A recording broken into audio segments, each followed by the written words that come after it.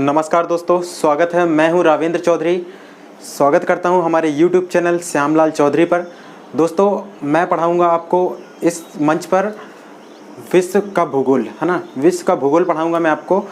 और इस मंच पर मैं बता दूं आपको खास बात या खास विशेषता जो है इस ग्रुप की, है ना, या जो आपको YouTube चैनल है श्यामलाल चौधरी, इसमें आपको मध्य प्रदेश या MPPSC लोक सेवा आयोग की, है ना, संपूर्ण तैयारी सभी सब्जेक्ट की निःशुल्क कराई जाएगी। और मेरा जो टॉपिक होगा वो होगा विश्व का भूगोल। तो आइए हम समय वेस्ट न करते हुए स्टार्ट करते हैं विश्व का भूगोल, है ना।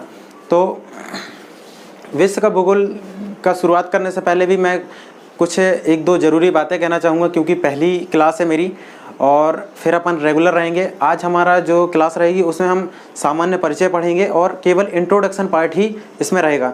रेगुलर क्लासेस कल से स्टार्ट होंगी।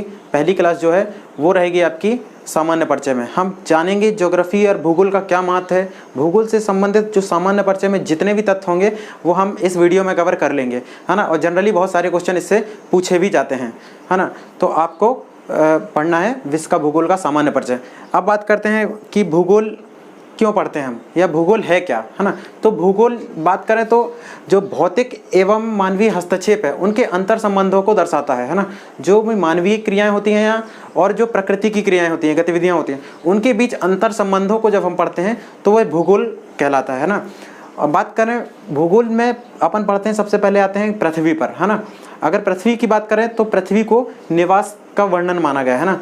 मतलब पृथ्वी को जो हम ये मानवीय चाहे कोई भी जीव हो, है ना, जीवों का निवास स्थल माना गया है ना। मानव बस कहना गलत होगा, तो बोला जाएगा जीवों का निवास स्थल। अब शुरू करते हैं अपन भूगोल की, है ना। जैसा कि मैंने लिख रखा है बोर्ड में, ताकि आपका टाइम वेस्ट ना हो, हमें शॉर्ट वीडियो बनाने हैं और ताकि आपको कम समय में ज़्यादा से ज़्यादा प्रोडक्टिविटी मिल सके, है ना। तो बात करेंगे भूगोल या ज्योग्राफी शब्द की।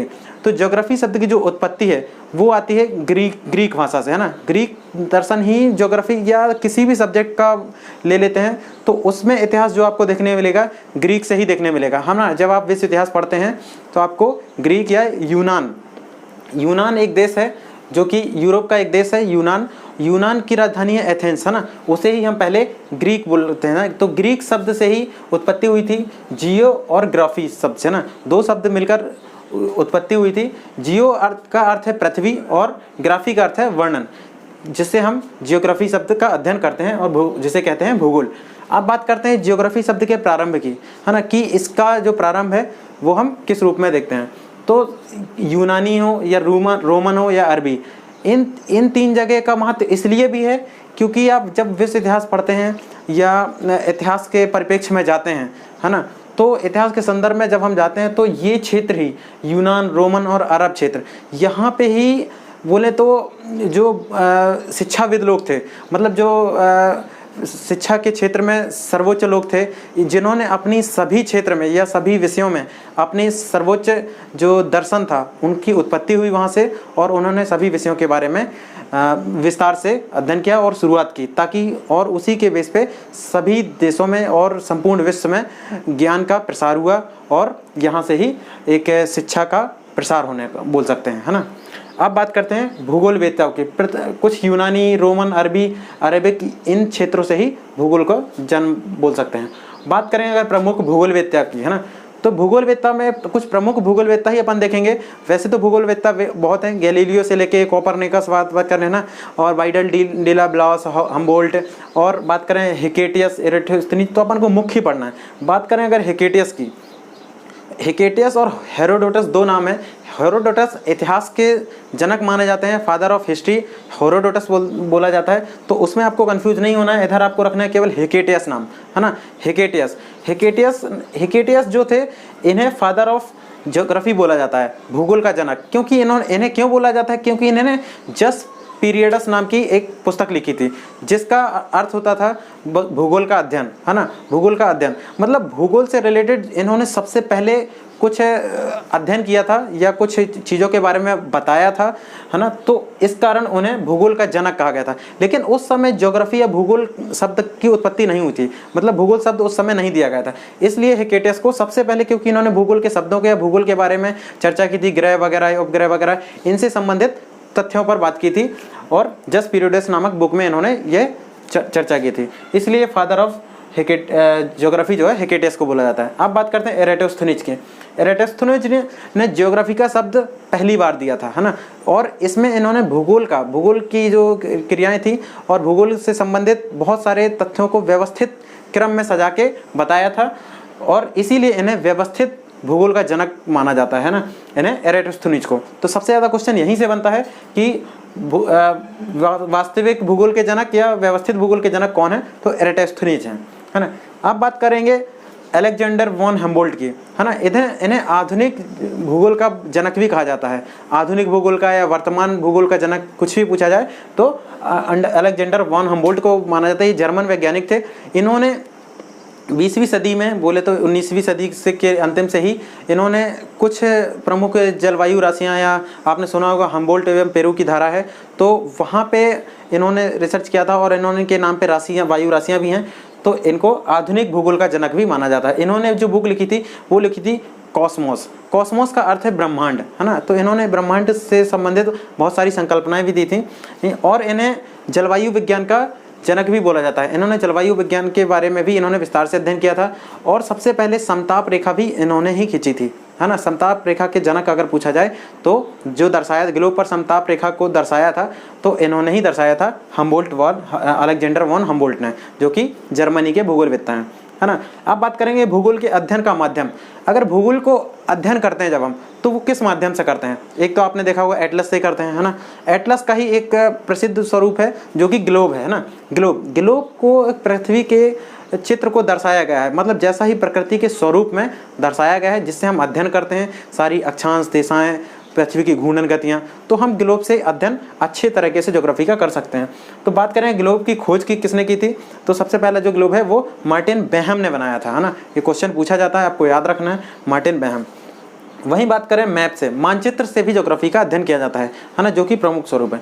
मानचित्र की बात करें तो मानचित्र के स्तर पे विश्व में सबसे प्रथम मानचित्र जो है वो एनेक्सीमींडर ने बनाया था, है ना, एनेक्सीमींडर ने। वहीं बात करें भारत का मैप किसने बनाया था सबसे पहले, तो आप देखेंगे एन विले ने, है ना। एन विले ने 18वीं सदी में एन विले ने भारत का मैप प्रथम बनाया था। वहीं बात करें विश्व मानचित्र पर भारत का मैप जो है या मानचित्र किसने दर्शाया था, तो टॉलमी ने दर्शाया था, है ना। टॉलमी, ये वही टॉलमी है जो मध्य प्रदेश का, जब हम ज्योग्राफी पढ़ते हैं वहाँ पे, तो मध्य प्रदेश का इन्होंने आधुनिक नाम भी दिया था, या नदियों का नाम दिया था, नामोदास कहा था नर्मदा को, है ना। तो वहाँ पे आप टॉलमी नाम सुने होंगे।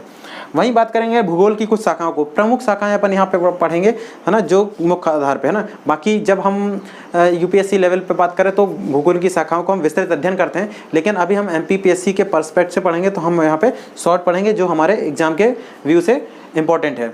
अब बात करें भूगोल की शाखाओं की, तो भूगोल की शाखाओं में अगर देखेंगे तो भौतिक भूगोल देखते हैं ना अपन। भौतिक भूगोल की जो जनक हैं वो हैं पॉलीडोनियस, है ना। याद रखना है आपको, पॉलीडोनियस, है ना। वो भौतिक भूगोल के अंतर्गत कुछ शाखाएं देखी जाती हैं, जैसे भू आकृतिक विज्ञान या जियोमॉर्फोलॉजी, है ना, जहाँ पे अपन भू से मतलब पृथ्वी पर जो भी संरचनाएं हैं या प्रकृति के द्वारा निर्मित जो संरचनाएं हैं, तो हम वहाँ पे भू आकृतिक संरचनाएं पढ़ते हैं ना। उनके हम विस्तार से जब पढ़ेंगे आगे टॉपिक पे विस्तार से, तो हम पढ़ेंगे भू आकृतिक संरचनाएं कौन कौन सी, किस प्रकार की संरचनाएं बनती हैं, जैसे कास्ट वगैरह, चूना प्रदेश वगैरह, टापू बनते हैं, पर्वत, पठार, मैदान, ये सब भू आकृतिक संरचनाएं हैं। जलवायु विज्ञान की अगर बात करें तो यहाँ पे अपन जलवायु से संबंधित जलवायु से संबंधित जो भी अध्ययन है वो हम इसमें करते हैं, है ना।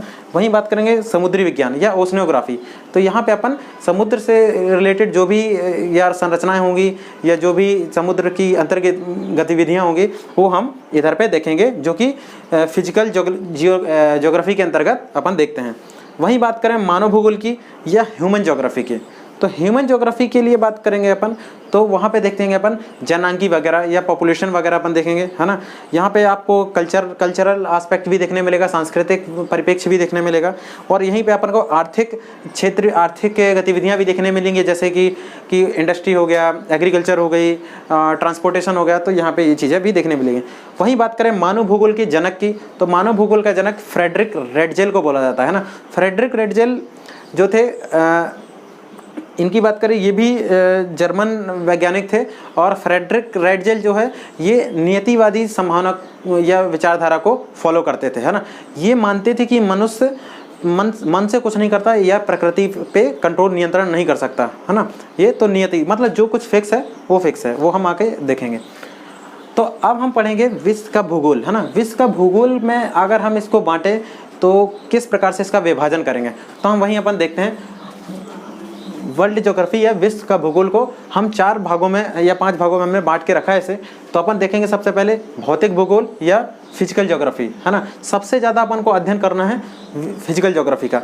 मतलब ऐसी भौतिक भूगोल से आशा ये है कि मतलब जो चीज़ें हम महसूस कर सकते हैं, छू सकते हैं या देख सकते हैं, तो यह भूगोल भौतिक भूगोल के अंतर्गत आती हैं, है ना। वहीं भौतिक भूगोल की अगर बात करें तो सबसे पहले इसके अंतर्गत भी 4-5 चीज़ें पढ़ेंगे अपन। सबसे पहले पढ़ेंगे ब्रह्मांड, फिर पढ़ेंगे ब्रह्मांड या कॉस्मोस। भू आकृतिक विज्ञान की अगर बात करें तो जियोमॉर्फोलॉजी साइंस पढ़ेंगे, है ना, जिसमें पृथ्वी की उत्पत्ति वगैरह, पृथ्वी की घूर्णन गतियाँ, ऋतु परिवर्तन, अक्षांश देशांतर देखेंगे, है ना, विस्तार से देखेंगे। और पृथ्वी की आंतरिक संरचना, यहाँ से क्वेश्चन जरूर बनते हैं। पृथ्वी की आंतरिक संरचना यहाँ पे मैं ट्रिक के माध्यम से भी आपको बताऊंगा, है ना। वहीं बात करें चट्टानें पढ़ेंगे अपन, ज्योग्राफिकल जो रॉक्स हैं, है ना, किस समय की किस काल की कौन सी चट्टानें हैं और उनकी क्या क्या विशेषताएं हैं, वहाँ पे कौन से खनिज पाए जाते हैं, है ना, क्या उनका रिलेशन निकलेगा। तो हमें ज्योग्राफी पढ़ने से बहुत, ज्योग्राफी एक इतना अच्छा सब्जेक्ट है जिससे बोले तो ज्योग्राफी सभी सब्जेक्ट का माई बाप है ना, ये बोल सकते हैं आप, सभी सब्जेक्ट का माई बाप है। कि जब किसी बोल सकते हैं किसी भी क्षेत्र का इतिहास हो, चाहे फिजिक्स हो, चाहे जो कुछ भी हो, जितने भी सब्जेक्ट होते हैं, सब ज्योग्राफी जिसका निर्धारण ज्योग्राफी ही करता है ना।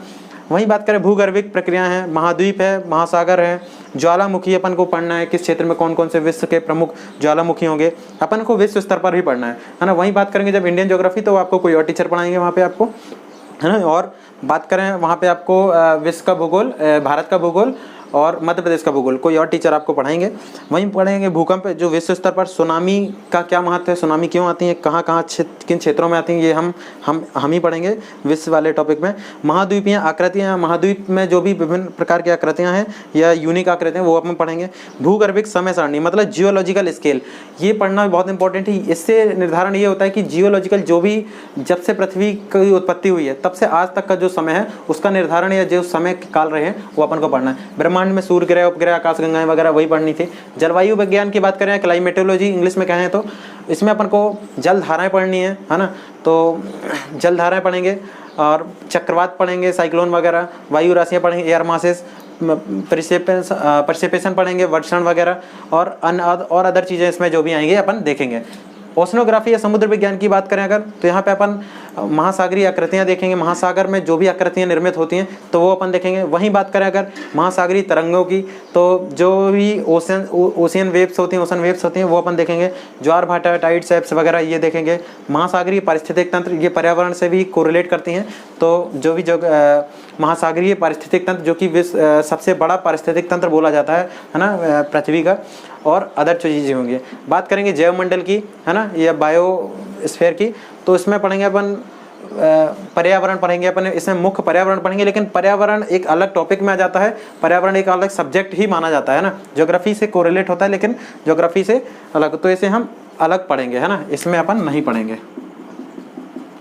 वहीं बात करें मृदा की, तो विश्व की जो भी मृदाएं हैं इनको हम प्रमुख रूप से देखेंगे। वैसे तो ये भारत के स्तर में ही अपन देखेंगे, भारत के संदर्भ में, है ना, और अन्य जो भी चीज़ें होंगी अपन जैवमंडल में देखेंगे, है ना। वहीं बात करें अगर मानव भूगोल की या ह्यूमन ज्योग्राफी की, ह्यूमन ज्योग्राफी जो कि अपन देखेंगे ह्यूमन ज्योग्राफी, है ना, तो अपन इधर पे देखेंगे कि जो भी पॉपुलेशन होगी, है ना, तो जनांकी वगैरह देखेंगे, ट्राइब्स वगैरह आ जाएंगे। जनजातियों की बात करें अगर, जनजातियों की बात करें जैसे विश्व की प्रमुख जनजातियाँ एस्किमो हो गई जो कनाडा वगैरह पाई जाती है, पिग्मीज हो गई कांगो बेसिन में, है ना, माओरी हो गई या मसाई हो गई कीनिया में, पूर्वी अफ्रीका में। वहीं आप करें बुशमैन हो गई कालाहारी में, मरुस्थल में। तो इस प्रकार की हैदा हो गई, है ना, तो ये चीज़ें आपको देखनी है, देखेंगे अपन जनजातियों में। वहीं बात करें संस्कृति की, तो विश्व की जो प्रमुख जनजातियां हैं या जो अभी लोग हैं, है ना, तो वो अपन कल्चरल एस्पेक्ट में देखेंगे। वहीं बात करें तीसरा आर्थिक भूगोल की, तो अपन ने वहाँ जगह नहीं थी तो इधर पे लिख लिया है, जो कि इकोनॉमिकल ज्योग्राफी होगी, है ना। तो इकोनॉमिकल ज्योग्राफी की बात करें तो यहाँ पर अपन एग्रीकल्चर पढ़ेंगे कि क्या कैसे कृषि क्षेत्र होते हैं, क्या कौन निर्धारित करता है कृषि क्षेत्रों को। वहीं बात करें खनिज की या मिनरल्स की, तो कहाँ पे कौन से खनिज ज़्यादा पाए जाते हैं विश्व में, कहाँ पे भंडारण ज़्यादा है, कहाँ पे उत्पादन ज़्यादा है, भारत में क्या स्थान है, तो वो भारत में देखेंगे। वहीं बात करें इंडस्ट्री की, औद्योगिक क्या कौन कौन से औद्योगिक स्थल होते हैं, जैसे मध्य प्रदेश का आपका प्रमुख जो इंदौर है, वो मध्य प्रदेश का पीथमपुर जो क्षेत्र है वो आप बोला जाता है क्या कि डेट्राइट बोला जाता है ना। तो डेट्राइट किस औद्योगिक क्षेत्र का विश्व में कहाँ पे है ना, तो वो इस टाइप के अपन जगह देखेंगे, है ना। मैनचेस्टर देखेंगे, तो इस समय की जो शब्दावली हैं वो अपन इसी औद्योगिक में देखेंगे, इंडस्ट्री क्षेत्र में। वहीं बात करें और रिसोर्सेज की, है ना, क्या क्या संसाधन होते हैं विश्व स्तर पर। वहीं बात करें ट्रांसपोर्टेशन की या परिवहन की, एयर वायु, मतलब वायु के आधार पे या जल के आधार पे, है ना, और रोड सड़क के आधार पे। अब बात करते हैं चौथे या मानचित्र अध्ययन की। तो मानचित्र में अपन पढ़ेंगे, जो भी पढ़ेंगे अपन एटलस या मैप के माध्यम से पढ़ेंगे ना। यहाँ पे अपन को मैप भी पढ़ेंगे, और मानचित्र आपको एटलस लेनी पड़ेगी, और या कुछ मैप वगैरह आपको थोड़ा सा रखने पड़ेंगे, ताकि आपका जो विश्व के सभी महाद्वीपों के बारे में जो मुख्य विशेषताएं हैं, आपने सिलेबस में देखा होगा। अगर सिलेबस की बात करें, 4th यूनिट अपन का आता है विश्व का भूगोल के अंतर्गत, MPPSC के सिलेबस के अंतर्गत। जैसे भौतिक, जो मैं टाइमलाइन आपको ये बता रहा हूँ, है ना, ये आपकी 4थी यूनिट में सभी चीज़ें कवर करेगी। आप अगर सिलेबस को देखेंगे तो भौतिक भूगोल, प्राकृतिक संसाधन, सामाजिक भूगोल और आर्थिक भूगोल के रूप में 4 हेडिंग पे इन्होंने बांट दिया है। लेकिन आपका इन्हीं टॉपिक में सारा चीज़ें कवर हो जाएंगी, है ना। इसमें भारत का भूगोल भी है, मध्य प्रदेश का भूगोल तो तीसरी यूनिट है, अलग है। भारत का भूगोल और विश्व का भूगोल इसी में बांट रखा है। तो जैसे भौतिक विशेषताएं हो गई या प्राकृतिक प्रदेश हो गए, तो अपन इन्हीं क्षेत्रों में वो सारी चीज़ें कवर हो जाएंगी, है ना। और जो भी आपको भारत का भूगोल, जो भी मेंटर आपको पढ़ाएंगे, तो वहाँ से आप देखेंगे, है ना। तो विश्व के महाद्वीप, देश, महासागर, नदियां, पर्वत, या आप आर्थिक भूगोल में पढ़ेंगे प्राकृतिक एवं मानवीय संसाधन, उद्योग, यातायात के साधन, आप देख सकते हैं, जो अपन इकोनॉमिकल ज्योग्राफी में देखेंगे, है ना। विश्व के महाद्वीप, देश, आपको ये रीजनल ज्योग्राफी या फिजिकल रीजनल ज्योग्राफी देखेंगे, जो कि प्रादेशिक भूगोल के अंतर्गत आते हैं, है ना। तो वहाँ पे आप देखेंगे विश्व के प्राकृतिक संसाधन, रिसोर्सेज आप देखेंगे। वहीं बात करें परंपरागत एवं गैर परंपरागत ऊर्जा स्रोत अलग टॉपिक रहेगा, वो अपन देख लेंगे, है ना। संसाधन में ही अंतर्गत आ जाएगा वो। बात करें प्राकृतिक संसाधन की, तो वन, खनिज संपदा, जल, कृषि, वन्यजीव, राष्ट्रीय उद्यान, है ना, ये सब एनवायरनमेंट और ये जैव मंडल वगैरह क्षेत्र में आपका कवर हो जाएगा। तो इस प्रकार से आपका जो सिलेबस है वो पूरा कवर हो जाएगा। तो मानचित्र अध्ययन भी अपन को बहुत ज़रूरी है, ताकि मानचित्र पढ़ने से अपन को ये फ़ायदा होगा कि जब हम मानचित्र से लोकेशन से वाइज पढ़ते हैं तो अपन को चीज़ें याद आती हैं, या जब अपन को कोई भी एरिया वाइज या रीजन्स वाइज आपको चीज़ें याद आती हैं विशेषतः। बात करें वहीं दर्शन की, तो दर्शन का अपना इतना इम्पोर्टेंट नहीं है। और मानव भूगोल में एक चीज़ और बताना भूल गया मैं, मानव भूगोल में मुख्य अपन को ज़्यादा चीज़ें नहीं पढ़नी है। जननांकी, जनजाति, जननांकी भी अपन को भारत के संदर्भ में देखनी है। तो जो भी भारत का भूगोल आपको पढ़ाएगा, ये वही पढ़ाएंगे, अपन को इसमें नहीं पढ़नी है, क्योंकि विश्व की जननांकी अपने ज़्यादा खास नहीं है, है ना। अपन पढ़ेंगे जनजातीय संस्कृति वगैरह, है ना। और बात करें दर्शन की, तो दर्शन में ही 2-3 चीज़ें हैं। दर्शन अपन को नहीं पढ़ना है, वो UPSC लेवल पे हो जाता है। लेकिन दर्शन के महत्व मैं आपको बता देता हूँ कि जो 2 प्रकार के दर्शन है ज्योग्राफी में, 19वीं 20वीं सदी में आते ही ज्योग्राफी को 2 गुट में बट गया था, है ना। 20वीं सदी में एक था संभावनावाद और दूसरा था नियतिवाद। संभावनावाद की बात करें तो जहाँ पे मतलब प्रकृति से मानवीय हस्तक्षेप कर या छेड़छाड़ कर या उनमें परिवर्तन की संभावनाएं उत्पन्न की गई, है ना। तो वहाँ बात करें अगर अपन वाइडल, डीला, ब्लॉस, है ना, या फेब्रे जैसे भूगोलवेत्ता आए, तो इन्होंने माना कि मतलब मानव प्रकृति में बदलाव लाने में सक्षम है ना। इन्होंने ये संभावना दी कि अगर संभावनावाद की बात करें, संभावनावाद, है ना, संभावनावाद, पॉसिबल, हाँ, पॉसिबलिज्म। और दूसरा बात करेंगे नियतिवाद, यह जो कि नियत है, निश्चित है ना। यहाँ पे आपको कार्ल रिटर वगैरह और फ्रेडरिक रेडजेल वगैरह आपको देखने मिल जाएंगे। तो संभावनावाद में ये कि जो चीज़ें प्रकृति द्वारा की गई हैं उनमें हम कुछ बदलाव कर सकते हैं ना, मानव उस चीज़ों को बदलने में सक्षम है ना। मानव प्रकृति में हस्तक्षेप कर सकता है, या जैसे भी प्राकृतिक आपदाएं हैं तो उनको कम कर सकता है, प्रकृति के बारे में अध्ययन कर सकता है और उन्हें कंट्रोल, नियंत्रित कर सकता है ना। तो ये संभावनावाद जो थी, ये इनके जो जनक थे वो वगैरह जिन्होंने इनकी संकल्पना या विचारधारा को माना है, उनमें वाइडल, डीला, ब्लॉस वगैरह या फेब्रे जैसे भूगोलवेत्ता आते हैं, है ना। वहीं नियतिवाद की बात करें तो फ्रेडरिक रेडजेल इसमें प्रमुख हैं। इन्होंने माना है कि जो चीज़ें फिक्स हैं, प्रकृति से हस्तक्षेप या प्रकृति की जो भी घटना है ना, उनकी गतिविधियों को मानव रोक नहीं सकता या नियंत्रित नहीं कर सकता, है ना। कहीं ना कहीं इनकी कुछ चीज़ें आधुनिक रूप में देखें तो बदलती हुई नज़र आ रही हैं। वहीं बात करें एक और दर्शन देखने मिलता है जो अभी वर्तमान में आया, नवनियतिवाद, है ना, 20वीं-21वीं शताब्दी का ही है, जहाँ पे अमेरिकी भूगोलवेत्ता जो कि ग्रिफिथ टेलर हैं, उन्होंने मानव भूगोल के संदर्भ में एक पुस्तक भी लिखी है, मानव प्रजाति का भूगोल, है ना। और बात करें एक जियो टेक्निक, है ना, आज के संदर्भ में जो है सूचना के आधार पे भी भूगोल को बांटा गया है, जहाँ पे आपको GIS या ग्लोबल इंफॉर्मेशन सिस्टम है ना, और GPS ग्लोबल पोजिशनिंग सिस्टम है ना, ज्योग्राफिकल इंडिकेशन सिस्टम है GIS वगैरह। तो ये चीज़ें भी उसके अंतर्गत अपन देखेंगे या देखी जाती हैं टेक्नोलॉजी के अंतर्गत। तो आज की बात करें अगर हम, तो ये हमारी इंट्रोडक्शन क्लास थी, तो हमें इसी आधार पे पढ़ना है और हमारी कल से पहली क्लास स्टार्ट रहेगी है ना, जो कि आपको कर लेंगे।